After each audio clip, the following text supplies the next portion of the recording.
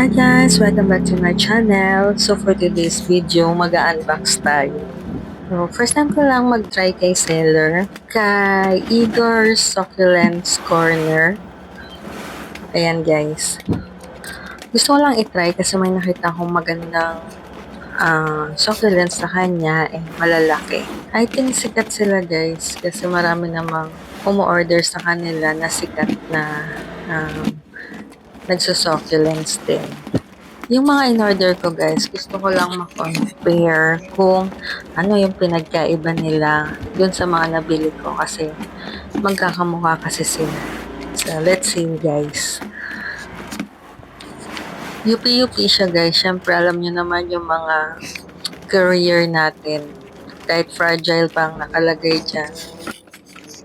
Hindi maingat sa pagdala. Anyway, ito na guys. Mag-open na tayo.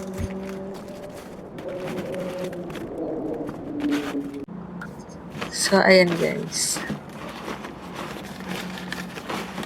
Ang lalaki pala nila. So, ayan. First time ko lang ma-check or makakita ng ganito yung pag-pack nila. Ano ba to? Ano bang tawag dito guys? Parang cotton. Ayan. Pero okay naman. Ayan guys. So, ito si Sedum Copper Stone. So, kamukha niya si Firestone. Pero malalaki lang siya at matataba. Iba yung color niya. Ayan. Nakakatuwa naman. Kakaiba yung ina-unbox natin yung pag-pack ng ating mga succulents.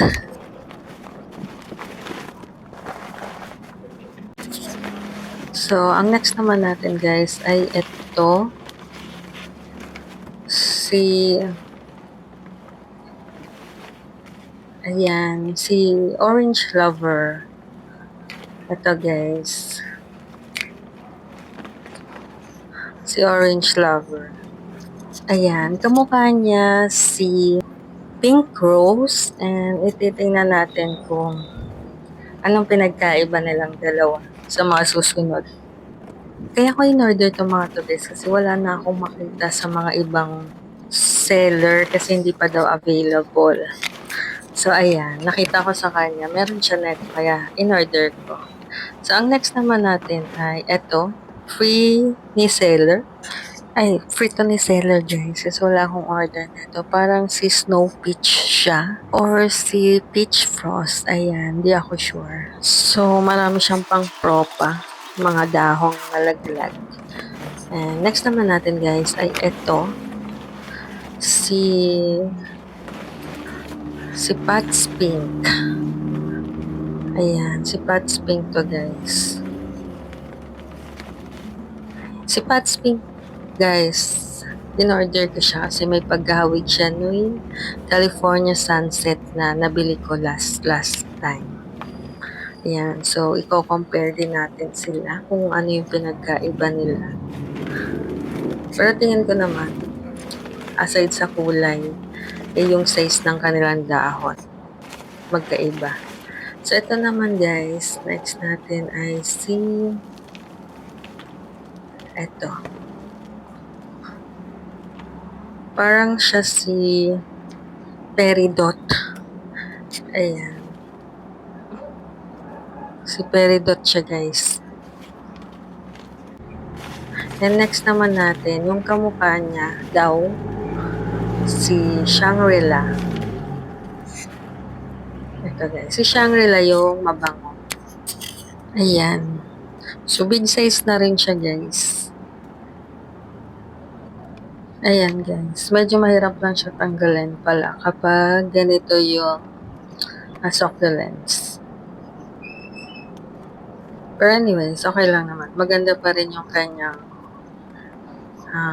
pag-air dry.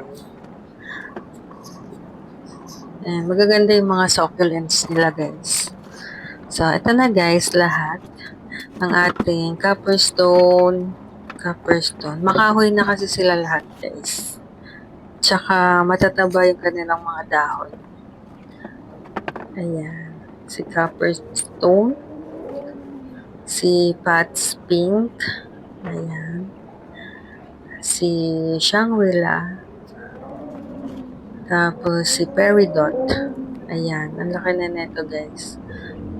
Ito si Orange Lover. Ayan. So, 5 lang naman yung in-order ko guys. Is that yung free ni seller. Ayan. So, marami siyang pang propa. Ayan. So, ayan sila lahat guys. And that's all for today's video. Thank you for watching and see you on my next video. Keep safe everyone. May bagyo ulit. And thank you for watching. Bye!